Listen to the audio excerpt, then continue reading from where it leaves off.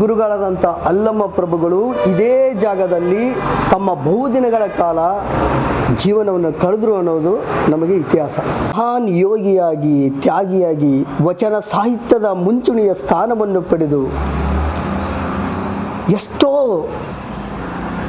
ಶಿಷ್ಯರಿಗೆ ಗುರುವಾಗಿ, ಅನುಭವ ಮಂಟಪದ ಅಧ್ಯಕ್ಷರಾಗಿ,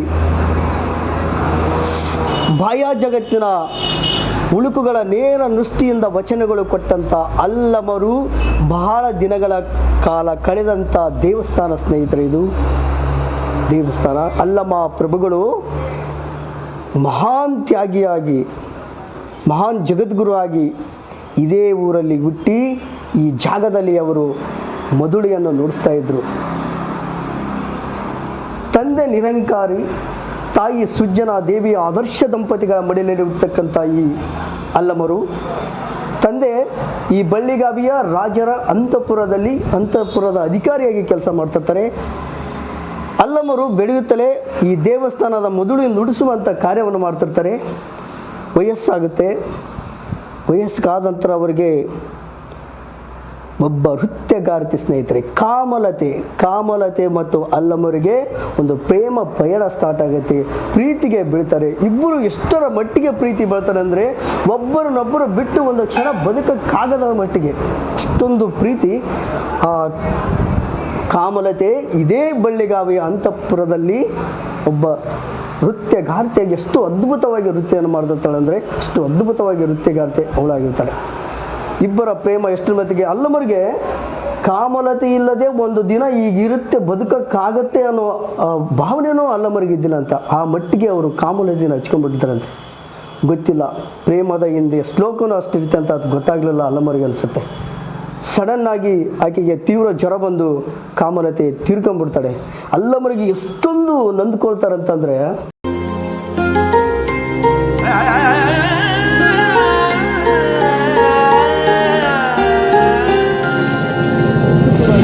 ಬದುಕನಂತ ತಿಳ್ಕೊಂಡು ತಿರುಗಾಡ್ತಿರ್ತಾರೆ. ತಾಯಿ ತಂದೆ ಬರ್ತಾರೆ, ಸ್ನೇಹಿತರು ಬರ್ತಾರೆ, ಎಲ್ಲರೂ ಬಂದು ಅಲ್ಲಮರಿಗೆ ಹೇಳ್ತಾರೆ. ಆದರೆ ನನಗೆ ಒಂಟಿತನ ಬೇಕಂತಂದು ಹೋಗ್ತಾನೆ ಅಲ್ಲಮರು.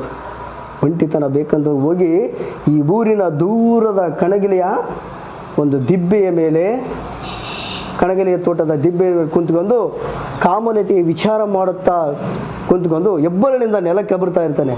ನೆಲ ಕೆಬರ್ತಾ ಆತನಿಗೆ ಕಾಲಿಗೆ ಒಂದು ಗಟ್ಟಿಯಾದ ವಸ್ತು ಸ್ಪರ್ಶ ಆಗುತ್ತೆ. ಏನಂತ ಮತ್ತೆ ನೋಡ್ತಾನೆ, ಹೊಳಪು ಚುಪಾದ ಕಲ್ಲು ಆಯುಧವನ್ನು ತಗೊಂಡು ಕೆಬರಿದಾಗ ಒಂದು ಕಳಶ ಕಾಣುತ್ತೆ. ಅಲ್ಲಮಗೆ ಆಶ್ಚರ್ಯ. ಓಡಿ ಹೋಗಿ ಬಳ್ಳಿಗಾವಿಯ ರಾಜನ ಹತ್ರ ಈ ವಿಷಯನ ಪ್ರಸ್ತಾಪ ಮಾಡ್ತಾನೆ. ಮಹಾಪ್ರಭುಗಳಲ್ಲಿ ಏನೋ ಒಂದು ನನಗೆ ಕಳಶ ಕಾಣ್ತಾ ಇದೆ ಅಂತ. ಬಳ್ಳಿಗಾವ ಹರ್ಷ ಕೇಳಿಕೊಂಡು ನೂರಾರು ಸೇವಕರನ್ನು ಕರೆದುಕೊಂಡು ಆನೆಯ ಮೇಲೆ ಅಲ್ಲಿಗೆ ಪ್ರವೇಶ ಮಾಡುವಾಗ ರಾಜನಿಗೂ ಒಂದು ಅನುಭವ ಆಗುತ್ತೆ. ಏನಂತಂದರೆ, ಆ ಪುಣ್ಯ ಕ್ಷೇತ್ರಕ್ಕೆ ಬರುವಾಗ ಆನೆ ನಿಧಾನವಾಗಿ ಕೆಲಸ ಕತ್ತಿಬಿಡುತ್ತೆ. ಅವಾಗೊಂದು ಅನುಭವ ಆಗುತ್ತೆ. ಇಲ್ಲೇನೋ ಇರ್ಬೋದು ಅನ್ನೋ. ಪ್ರಾಣಿಗಳಿಗೂ ಗೊತ್ತು ಒಂದು ಪುಣ್ಯ ಪವಿತ್ರ ಕ್ಷೇತ್ರಕ್ಕೆ ನಾವು ಹೆಂಗೆ ಮಾಡ್ಬೇಕು ಅನ್ನೋದು. ಅಷ್ಟೊಂದು ವಿವೇಕ ಪ್ರಾಣಿಗಳಿಗಿರುತ್ತೆ, ಅನುಭವ ಆಗುತ್ತೆ. ಭೂಮಿಯಲ್ಲಿ ಮುಚ್ಚಕ್ಕಂಥ ದೇವಸ್ಥಾನವನ್ನು ನೂರಾರು ಆಳುಗಳು ಬಿಟ್ಟು ತೆಗೆಸ್ತಾರೆ.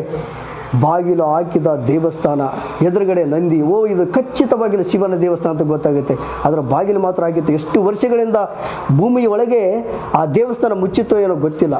ಆದರೆ ರಾಜ ಹೇಳ್ತಾನೆ, ಎಲ್ರಿಗೂ ಹೋಗೋಕ್ಕೆ ಭಯ. ರಾಜ ಒಂದು ಮಾತು ಹೇಳ್ತಾನೆ, ಕದವೊಡೆದು ಒಳವಕ್ಕು ಬರುವ ಧೈರ್ಯ ಯಾರಿಗಾದರೂ ಇದೆಯಾ ಅಂತ ಕೇಳಿದಾಗ ಅಲ್ಲಮ ಪ್ರಭುಗಳು ಒಂದು ಮಾತು ಹೇಳ್ತಾರೆ, ಮಹಾಪ್ರಭುಗಳೇ, ಕಣ್ಣು, ಕಿವಿ, ಬಾಯಿ, ನಾಲಿಗೆ ಇದ್ದರೂ ಇಲ್ಲದಂತೆ ಕಾಮಲತೆ ಇಲ್ಲದೆ ನಾನು ಸಿಲಿಯಂತೆ ಬದುಕ್ತಾ ಇದ್ದೀನಿ, ನಾನು ಹೋಗಿ ಬರುವೆ ಅಂತ ಹೇಳ್ತಾನೆ. ಅವಾಗ ರಾಜ ಅಪ್ಪಣೆ ಮಾಡ್ತಾರೆ. ಆನೆಯಂತೆ ನುಗ್ಗಿ ಕದವನ್ನು ತೆರಿತಾರೆ. ಅಲ್ಲಮರು ಒಂದು ಕಡೆ ನೋಡ್ತಾರೆ, ಲಿಂಗ. ಆ ಲಿಂಗವನ್ನು ನೋಡಿದ ಕ್ಷಣ ಅಲ್ಲಮರಿಗೆ ಏನೋ ಒಂದು ಸ್ವರೂಪ, ಏನೋ ಒಂದು ತೇಜಸ್ಸು, ಏನೋ ಒಂದು ಬದುಕಿನಲ್ಲಿ ಹೊಸತನ ಅವ್ರಿಗೆ ಕಾಣುತ್ತೆ. ಮತ್ತೆ ಈ ಕಡೆ ನೋಡ್ತಾರೆ, ಒಬ್ಬ ಗುರು ಸಾಧು, ಅವರ ಹೆಸರು ಅನಿಮೇಷ. ಅಲ್ಲಮರ ಗುರು ಹೆಸರು ಅನಿಮಿಷ ಅಂತಂದು. ಆ ಗುರುವನ್ನು ನೋಡಿದ್ರೆ ಕರೆಂಟ್ ಶಾಕ್ ಹೊಡೆದಂಗೆ ಆಗುತ್ತೆ, ಗರಬಡದಂತೆ ಆಗುತ್ತಂತೆ ಅಲ್ಲಮರಿಗೆ. ಅವರನ್ನು ನೋಡಿದ ತಕ್ಷಣ ಏನೋ ಒಂದು ತೇಜಸ್ಸು, ಏನೋ ಒಂದು ಧ್ಯಾನ ಅವರಿಗೆ ಬಂದುಬಿಡುತ್ತಂತೆ. ಅವಾಗ ಆ ಗುರು ಏನನ್ನು ಮಾತಾಡದೆ ಮೌನದಿಂದ ಆ ಗುರುನೂ ಅಲ್ಲಾಡ್ತಾನಂತೆ. ಯಾಕಂದರೆ ಒಬ್ಬ ತಕ್ಕ ಶಿಷ್ಯನಿಗೆ ನನ್ನ ಪ್ರಾಣವನ್ನು ನಾನು ಇಟ್ಕೊಂಡು ಬದುಕ್ತಾ ಇದ್ದೆ ಅಂತಂದು ಹೇಳ್ತಾನಂತೆ. ಅವಾಗ ಏನೂ ಮಾತಾಡದೆ ಆ ನಿಮಿಷ ಗುರುಗಳು ಅಂಗೈಯಲ್ಲಿದ್ದ ಲಿಂಗವನ್ನು ತೆಗೆದುಕೊಂಡು ಅಲ್ಲಮರ ಅಂಗೈಯಲ್ಲಿಟ್ಟು ಪ್ರಾಣವನ್ನು ಬಿಡ್ತಾರಂತೆ. ಅವಾಗ ಅಲ್ಲಮ್ಮವರು ಹೊರಬಂದು ಯಾರ ಜೊತೆ ಯಾರ ಸ್ನೇಹಿತರ ಜೊತೆ ಯಾರ ಜೊತೆ ಮಾತಾಡದೆ ನೇರವಾಗಿ ಒಬ್ಬ ಜ್ಞಾನಿಯಾಗಿ ಒಬ್ಬ ವಚನ ಸಾಹಿತ್ಯದ ದೊಡ್ಡ ಮುಂಚೂಣಿ ಸ್ಥಾನವನ್ನು 1200 ಚಿಲ್ಡ್ರಕ್ಕೂ ವಚನ ಸಾಹಿತ್ಯವನ್ನು ರಚಿಸಿ ಬಸವ ಕಲ್ಯಾಣಕ್ಕೆ ಅನುಭವ ಮಂಟಪದ ಪೀಠಾಧ್ಯಕ್ಷರಾಗಿ ಈ ಜಗತ್ತಿಗೆ ಮಹಾ ಜಗದ್ಗುರು ಆಗಿ ಎಷ್ಟೋ ಬಸವಣ್ಣಂತರಿಗೆ ಗುರುವಾಗಿ ಮೆರೆದಂಥ ಊರು, ಆತ ಇದ್ದಂಥ ಕೆಲವು ದಿನಗಳ ಕಾಳಿದಂಥ ಈ ದೇವಸ್ಥಾನ, ಆತ ಬದುಕಿ ಬಾಳಿದಂಥ ಈ ಊರು, ತನ್ನ ಕಾಮಲತೆ ಇಲ್ಲದೆ ಬದುಕುವ ಆತಂದು ಏನಾಗಿತ್ತು. ಇದು ಈ ಬಳ್ಳಿಗಾವಿಯ ಅಲ್ಲಮ ಪ್ರಭುಗಳ ಬಹಳ ದಿನ ಕಳೆದಂಥ ದೇವಸ್ಥಾನ. ಇದು ಮೃತ್ಯ ಮಂಟಪ. ಕಾಮಲತೆ ಸಿಕ್ಕದ್ದು ಇಲ್ಲೇ ಸ್ನೇಹಿತರೆ. ನೀವು ದಯವಿಟ್ಟು ಬನ್ನಿ. ಈ ಬಳ್ಳಿಗಾವಿ ಹೊತ್ತು ಇಷ್ಟು ವಾಸ್ತುಶಿಲ್ಪವನ್ನು ನಾವು ನೋಡ್ಕೊಂಬರೋಣ. ಈಗ ಅಲ್ಲಮ್ಮ ಪ್ರಭುಗಳು ನೋಡಿದ್ರಲ್ಲ, ನೋಡು ಇಲ್ಲಿ ತೋರಿಸಲಿ ನೋಡಿ. ಒಂದು ಕಲ್ಲಲ್ಲಿ ಎಂಥ ಅದ್ಭುತವಾದ ಕಲೆಗಳನ್ನು ಮಾಡಿದ್ದಾರೆ ನೋಡಿ ಸ್ನೇಹಿತರೆ. ಇದು ಹೊಯ್ಸಳರ ಕಾಲದ ಮತ್ತು ಕಲ್ಯಾಣಿ ಚಾಲುಕ್ಯರ ಎರಡೂ ರಾಜ್ಯ ಮನೆತನಗಳ ಕೊಡುಗೆ ಈ ದೇವಸ್ಥಾನಕ್ಕೆ ಅಪಾರವಾಗಿದೆ. ಎರಡೂ ದೇವಸ್ಥಾನ, ಯಾಕಂದರೆ ಕಲ್ಯಾಣ ಚಾಲುಕ್ಯರಿಂದಲೇ ಮುಂದುವರೆದು ಬಂದ ಹೊಯ್ಸಳರ ಕಲೆ ಅಂತ ನಾವು ಕೆಲವು ಇತಿಹಾಸಕಾರರು ಹೇಳ್ತಾರೆ. ಅಲ್ಲಮರ ಜೀವನವನ್ನು ಹರಿಹರಾವತ ಎಷ್ಟೊಂದು ಅದ್ಭುತವಾಗಿ ತನ್ನ ರಗಳೆಯಲ್ಲಿ ಬರೆದಂದರೆ ಎಲ್ಲ ತೋರಿಸುವ ಮರೆತು. ಈ ಕಂಬ ನೋಡು, ಇದು ಹೊಯ್ಸಳರ ವಾಸ್ತುಶಿಲ್ಪ ಹೋಗುತ್ತೆ. ಇದು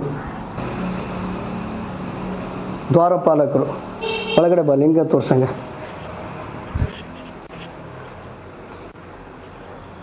ಕಲ್ಯಾಣಿ ಚಾಲುಕ್ಯರು ಮತ್ತು ಹೊಯ್ಸಳರ ಅರಸರ ಎರಡೂ ರಾಜ್ಯ ಮನೆತನಗಳ ಕೊಡುಗೆ ಈ ದೇವಸ್ಥಾನಕ್ಕೆ ಇದೆ ಸ್ನೇಹಿತರೆ. ಇದು ಕಾಣುತ್ತಾ ನೋಡು, ಲಿಂಗ 3 ಲಿಂಗಗಳಲ್ಲಿದೆ. 2 ಲಿಂಗಗಳು ಈ ದೇವಸ್ಥಾನದಲ್ಲಿದೆ. ಇದು ನಂದಿ. ಆ ಲಿಂಗ ತೋರ್ಸಿ ಕಾಣುತ್ತಾ? ಹತ್ತಿರ ಹೋಗಿ ತೋರ್ಸು, ಅಲ್ಲಿ ತೋರಿಸು.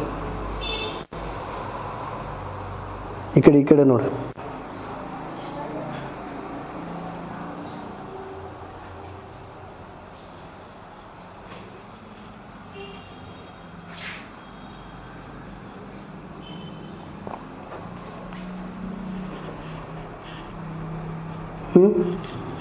ಈಶ್ವರ ತೋರಿಸಿದ ಸ್ನೇಹಿತರೆ. ಇದು ಈಶ್ವರನ ದೇವಸ್ಥಾನ. ಇಲ್ಲಿ ಅಲ್ಲಮ ಪ್ರಭುಗಳು ಬಹಳ ದಿನಗಳ ಕಾಲ ತನ್ನ ಜೀವಮಾನವನ್ನು ಕಳೆದನು ಎನ್ನುವುದು ನಮ್ಮ ಇತಿಹಾಸ. ಅಲ್ಲಮ ಪ್ರಭುಗಳು ಹುಟ್ಟಿದ ಊರು ಒಂದು ದ್ವಾರಪಾಲಕ. ಅದ್ಭುತವಾದ ಕಲೆ ಸ್ನೇಹಿತರೆ, ತುಂಬ ಅದ್ಭುತವಾದ ಎಂಥ ಕಲೆಗಳನ್ನು ಈ ದೇಶಕ್ಕೆ, ಈ ನಾಡಿಗೆ. ಹೊರಗಡೆ ಫುಲ್ಲು ದೇವಸ್ಥಾನ ತೋರಿಸು. ಹೊರಗಡೆ ಹೋಗಿ ಬನ್ನಿ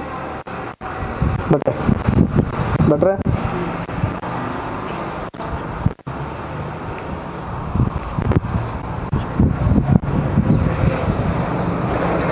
ಆ ಕಡೆ ಫುಲ್ಲು ದೇವಸ್ಥಾನ.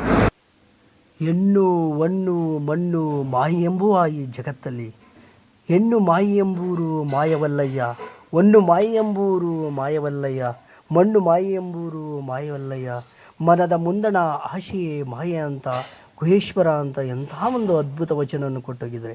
ಹೆಣ್ಣು ಹೊನ್ನು ಮಣ್ಣು ಯಾವುದೋ ಮಾಯ ಅಲ್ಲ, ನಮ್ಮ ಮನದ ಮುಂದಣ ಆಶೆ ಇದೆಯಲ್ಲ ಅದೇ ನಿಜವಾದ ಮಾಯ ಅಂತ ಎಂಥ ಒಂದು ನಿಷ್ಠುರವಾದ ವಚನವನ್ನು ಅಲ್ಲಮ ಪ್ರಭುಗಳು ನೀಡೋಗಿದ್ದಾರೆ.